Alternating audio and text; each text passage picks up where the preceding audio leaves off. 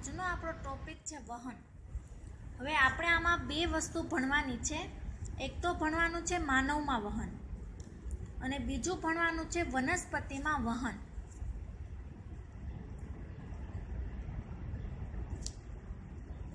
હવે આ વહન એટલે કે શું? તો કે આપણે માનવને જીવન જરૂરિયાતની જેટલી પણ વસ્તુઓ છે, પોષક દ્રવ્યો છે, પછી CO2 છે, O2 છે, ઉત્સર્ગ દ્રવ્યો છે, આ બધાનું વહન છે એ થતું હોય। પણ હવે આ વહન છે એ થાય છે કોના દ્વારા? તો કે રુધિર દ્વારા આ બધાનું વહન શક્ય બને છે। પરંતુ એની પહેલાં આમાં તમને પ્રવૃત્તિ આપી છે, એના વિશે આપણે વાત કરીએ। હવે પ્રવૃત્તિમાં તમને એમ કીધું છે કે નજીકના સ્વાસ્થ્ય કેન્દ્રની મુલાકાત લો અને પછી માનવમાં હિમોગ્લોબિનનું પ્રમાણ કેટલું હોય એ તમે જાણો। તો માનવમાં તમે હિમોગ્લોબિન જુઓ, સરેરાશ માનવમાં હિમોગ્લોબિનનું પ્રમાણ 12 થી 18 ગ્રામ પ્રતિ ડેસીલીટર હોય છે।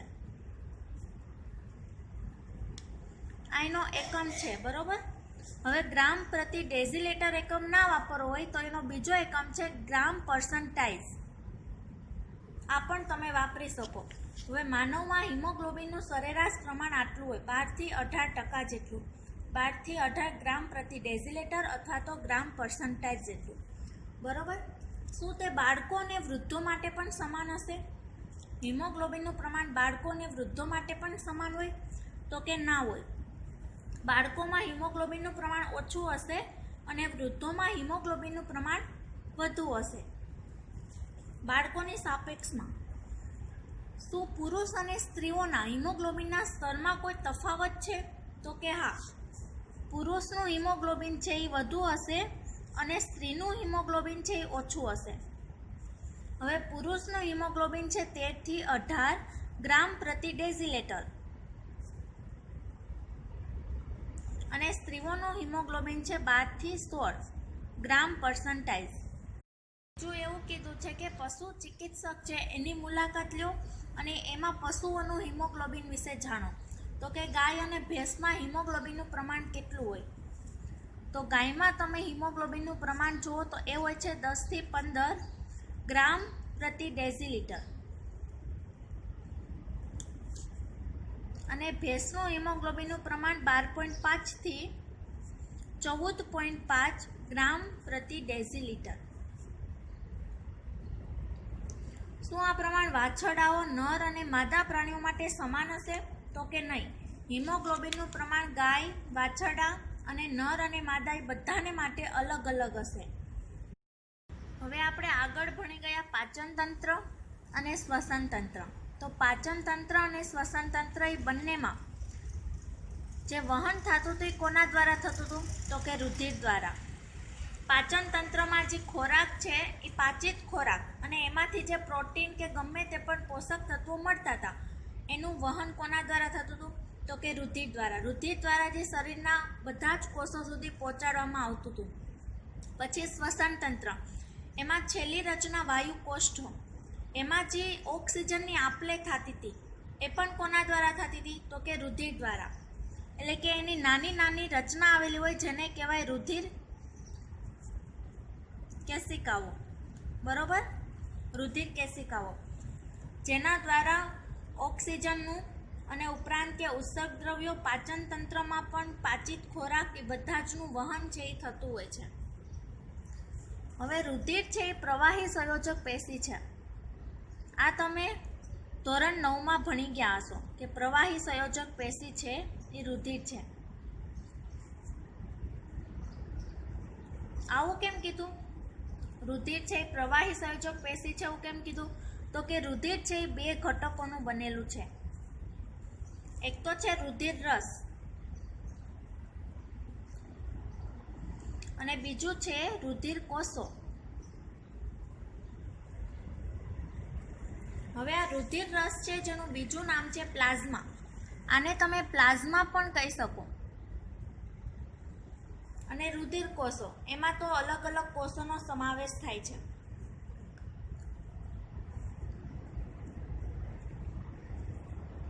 આ રુધિર કોષ છે એ 3 પ્રકારના હોય। પહેલું તો છે શ્વેતકણ, પછી રક્તકણ અને ત્રાકકણ. તો આ શ્વેતકણ એનું કાર્ય તો તમને ખબર જ છે. શ્વેતકણનું કાર્ય શું? તો કે રોગ પ્રતિકારક શક્તિ વધારવાનું કામ કરે. રક્તકણ, આનું કામ શું હશે? તો કે રક્તકણ એટલે કે એમાં હિમોગ્લોબિન આવેલું હશે. રુધિર કોષોમાં રક્તકણ અને એમાં હિમોગ્લોબિન આવેલું હશે. અને આ હિમોગ્લોબિનનું કાર્ય શું છે? તો કે ઓક્સિજન એની સાથે સંયોજાય. તો આનું મુખ્ય કાર્ય શું હશે રક્તકણનું? તો કે રુધિરમાં ઓક્સિજનનું વહન, રુધિરમાં O2ના કણનું વહન કરશે. અને ત્રાકકણ, ત્રાકકણનું કાર્ય શું? તો કે કોઈ જગ્યાએ આપણે શરીરમાં વાગ્યું હશે તો ત્યાં આ કોષો એકઠા થશે અને આપણે રૂજ આવશે. હવે વાત થઈ રુધિર રસ એટલે કે પ્લાઝમા. તો આનું કાર્ય શું છે? તો કે રુધિર રસનું કાર્ય ખોરાક, પછી CO2 અને નાઇટ્રોજન યુક્ત ઉત્સર્ગ પદાર્થોનું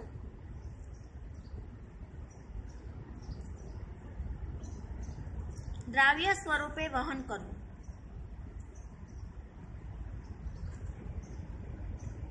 આ ખાસ ધ્યાન રાખજો. તમને એમ કે O2 અને CO2 નું વહન એક જ દ્વારા થતું હશે તો કે નહીં. CO2 નું વહન છે રુધિર રસ દ્વારા થાય છે એટલે કે પ્લાઝમા દ્વારા.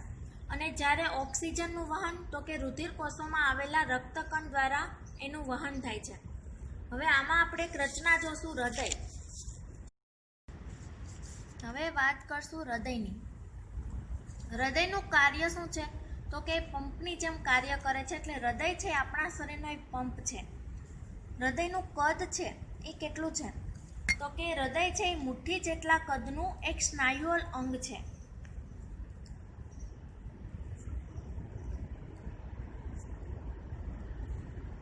સ્નાયુઅલ કેમ કીધું? તો કે હૃદયમાં હાડકાં આવેલા હોતા નથી એટલે કેવું છે? સ્નાયુઅલ અંગ છે. હવે હૃદય છે એની રચના જુઓ તો એ 4 ખંડો ધરાવે છે. એટલે જ એને શું કહેવાય? ચતુષ્ખંડીય રચના.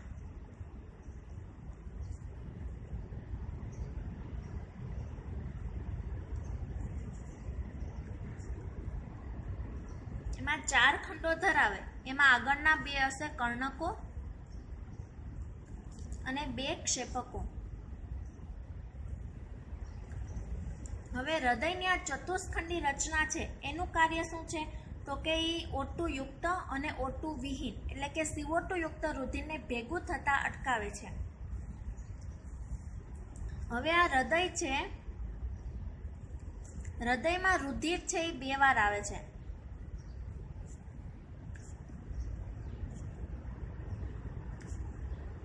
એટલે જ આનું જે રુધિરનું પરિવહન છે એને શું કહેવાય?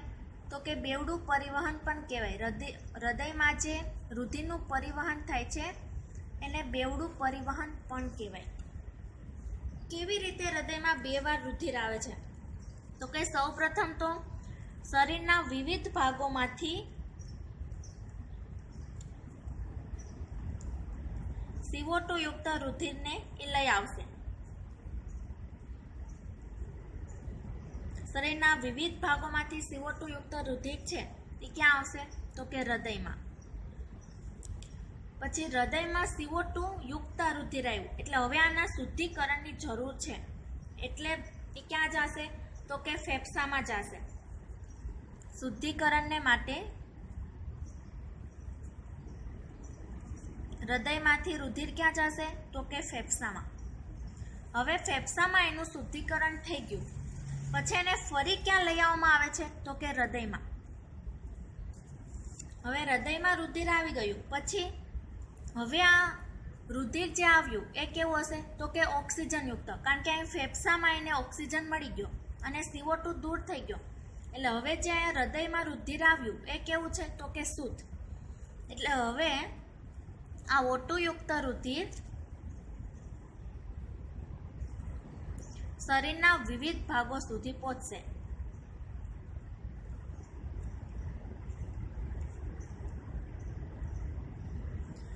અહીંયા જુઓ રુધિર છે એ હૃદયમાં 2 વાર આવે છે એટલે જ આ પરિવહન છે એને કહેવાય બેવડું પરિવહન. હૃદય છે એ ચતુષ્ખંડી રચના છે, બરોબર?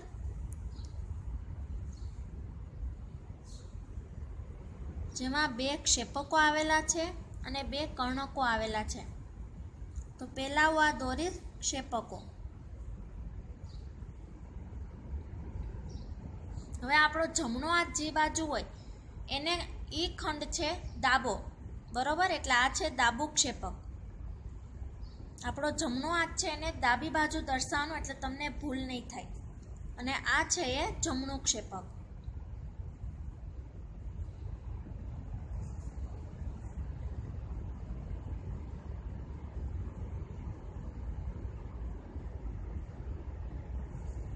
હવે જમણા ક્ષેપકમાંથી અહીંથી જે ધમની ગઈ છે એ છે ફુસ્ફુસીય ધમની.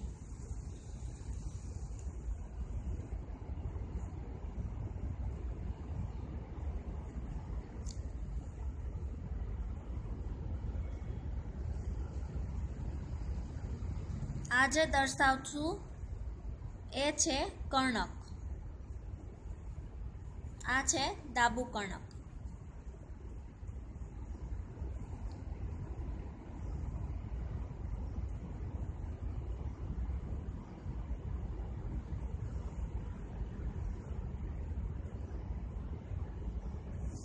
અને આ ભાગ છે એ છે જમણું કર્ણક.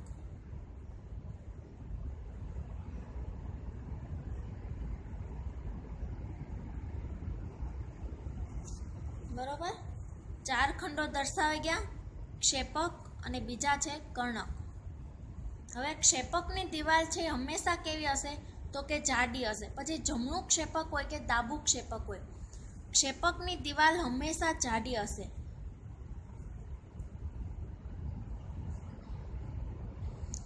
કર્ણકની દિવાલ કેવી હશે? તો કે એની દિવાલ પાતળી હશે. આવું કેમ? તો કે ક્ષેપક છે એમાં રુધિરનું દબાણ વધુ હશે એટલે એની દિવાલ જાડી હશે. અને જ્યારે કર્ણક છે એમાં રુધિરનું દબાણ ઓછું હશે એટલે એની દિવાલ કેવી હશે? તો કે પાતળી. આ ફુસ્ફુસીય ધમની પછી ડાબું કર્ણક, ત્યાંથી જે નીકળશે એ છે આરોહી ધમની કાંડ.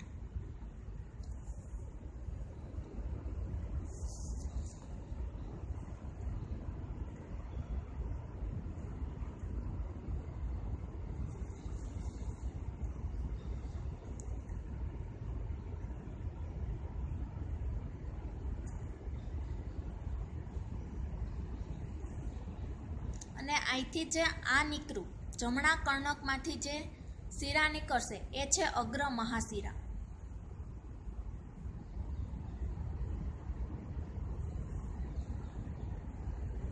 અને આ છે પશ્વ મહાશિરા.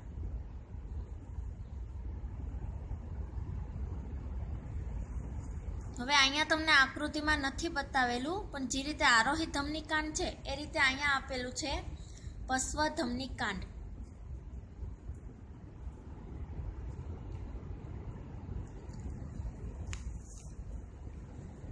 હવે કર્ણક અને ક્ષેપકની વચ્ચે વાલ્વ આવેલા હશે.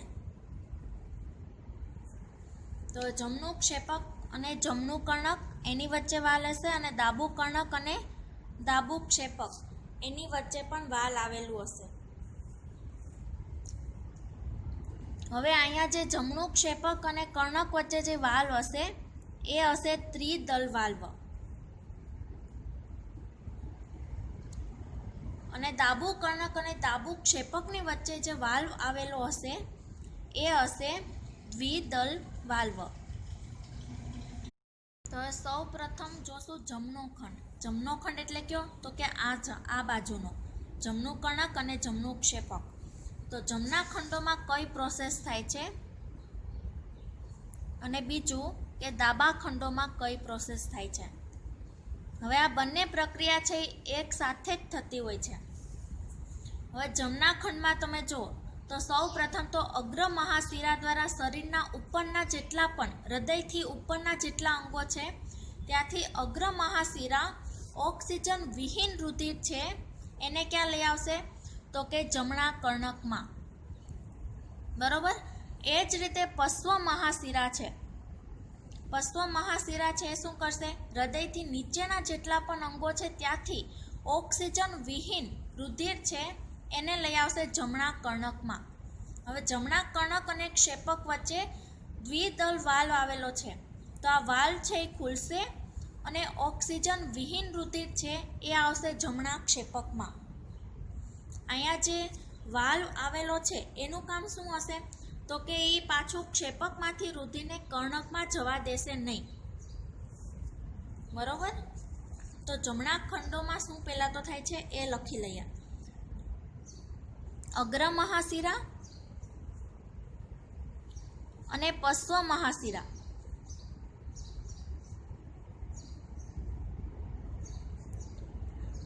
મહાશિરા દ્વારા O2 વિહીન રુધિર શરીરના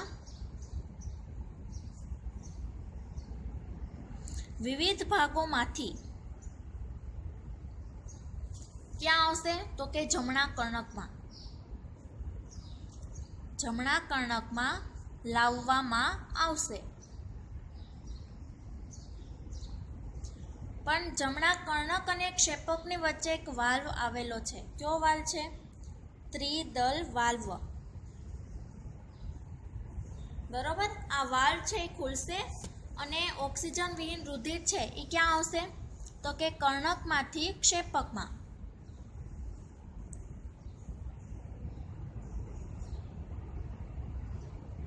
ત્રિદલ વાલ્વ દ્વારા કર્ણકમાંથી ક્ષેપકમાં રુધિર આવશે. પણ આ રુધિર કેવું હશે, તો કે CO2 યુક્ત, એટલે કે O2 વિહીન.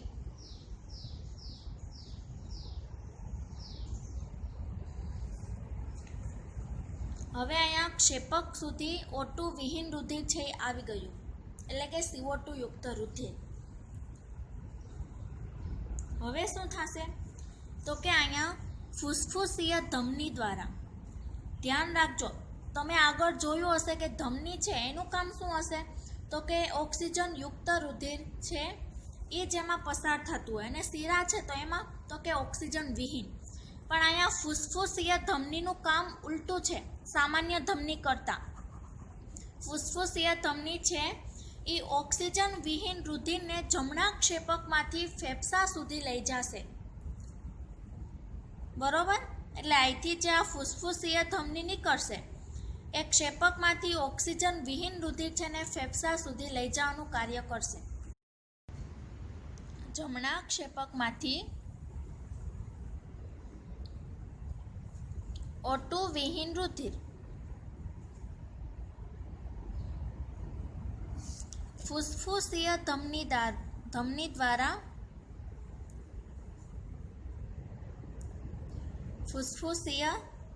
દ્વારા ફેફસામાં પહોંચશે. અને ફેફસામાં એકવાર રુધિર પહોંચી ગયું તો ત્યાં એનું કાર્ય શું હશે, તો કે રુધિરનું શુદ્ધિકરણ, એટલે કે ફેફસામાં રુધિરનું શુદ્ધિકરણ થશે. હવે વાત કરીએ ડાબા ખંડોની. ડાબા ખંડમાં કઈ કઈ પ્રક્રિયા થતી હશે, તો કે ફેફસામાંથી O2 યુક્ત રુધિર ફુસ્ફુસીય શિરા દ્વારા ડાબા કર્ણકમાં આવશે. આ છે ફુસ્ફુસીય શિરા. ફુસ્ફુસીય ધમની છે એના દ્વારા રુધિર ક્યાં ગયું, તો કે ફેફસામાં. હવે આ ફેફસામાં ગયું ત્યાં રુધિરનું શું થયું, તો કે શુદ્ધિકરણ. બરોબર. હવે એકવાર શુદ્ધિકરણ થઈ ગયું પછી ફુસ્ફુસીય શિરા દ્વારા રુધિરને ક્યાં લઈ આવવામાં આવશે, તો કે ડાબા કર્ણકમાં. અહીંયા હું શું લખી શકું, ડાબા ખંડોમાં કઈ પ્રક્રિયા ચાલુ હશે, તો કે ફેફસામાંથી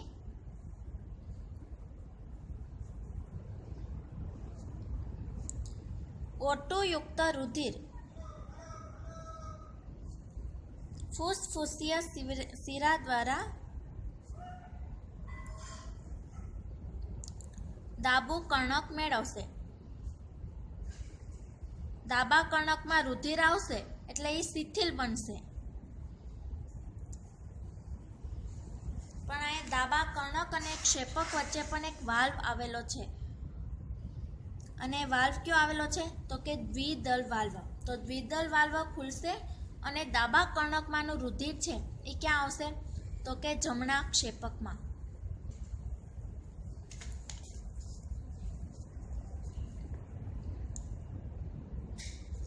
વિદલ વાલ્વ દ્વારા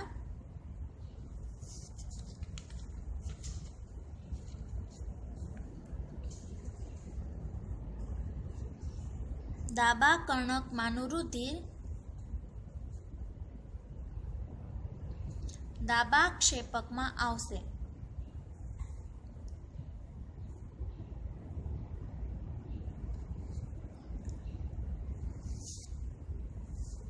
હવે આ વાલ્વ છે એનું કામ શું હશે તો કે ક્ષેપકમાંથી ફરીથી રુધિર છે એ કર્ણકમાં જતું નહીં રહે, એટલે કે એને પાછું જતા અટકાવશે. હવે એકવાર ડાબા ક્ષેપકમાં હવે રુધિર આવી ગયું, પણ આ રુધિર કેવું છે તો કે શુદ્ધિકરણ થયેલું. તો આ શુદ્ધ રુધિર છે એને હું શરીરના વિવિધ ભાગો સુધી પહોંચાડી શકું. તો આરોહી ધમનિકાંડ છે એના દ્વારા શરીરના ઉપરના ભાગ સુધી રુધિર પહોંચશે ઓક્સિજન યુક્ત. અને પછી છે આ પશ્વ ધમનિકાંડ, આના દ્વારા શરીરના નીચેના ભાગ છે એમાં ઓક્સિજન યુક્ત રુધિરને પહોંચાડવામાં આવશે.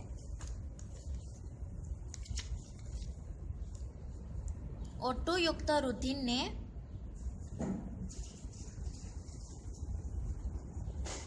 આરોહી ધમનિકાંડ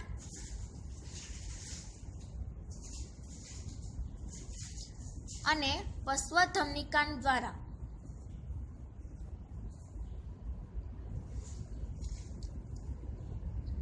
શરીરના વિવિધ ભાગો સુધી પહોંચાડવામાં આવશે.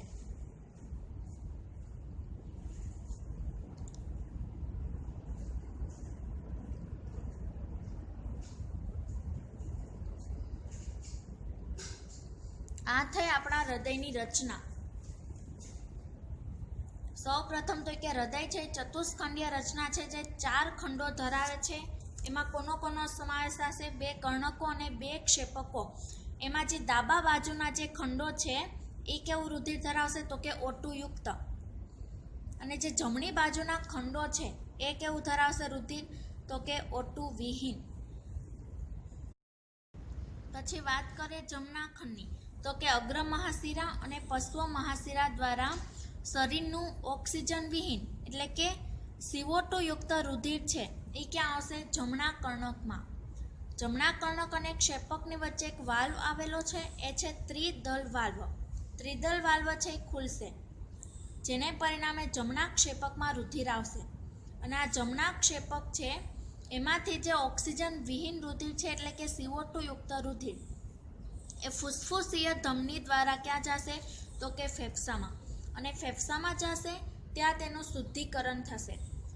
આ થઈ ગયું જમણા ખંડની વાત. પછી હવે વાત કરીએ ડાબા ખંડની, તો કે એકવાર રુધિર છે શુદ્ધિકરણ થઈ ગયું પછી ફુસ્ફુસીય શિરા દ્વારા રુધિર છે એ ક્યાં આવશે? ડાબા કર્ણકમાં. ડાબા કર્ણક અને ક્ષેપકની વચ્ચે એક વાલ્વ આવેલો છે, એ વાલ્વ છે દ્વિદલ વાલ્વ. આ વાલ્વ છે એ ખુલશે અને રુધિર આવશે ડાબા ક્ષેપકમાં. કર્ણકમાંથી ક્ષેપકમાં રુધિર આવશે. હવે ક્ષેપકમાંથી રુધિર ક્યાં જશે તો કે આરોહી ધમનિકાંડ દ્વારા શરીરના ઉપરના ભાગ સુધી ઓક્સિજન યુક્ત રુધિર પહોંચશે, અને પશ્વ ધમનિકાંડ દ્વારા O2 યુક્ત રુધિર છે એ ક્યાં પહોંચશે તો કે શરીરના નીચેના ભાગો દ્વારા, શરીરના નીચેના ભાગોમાં.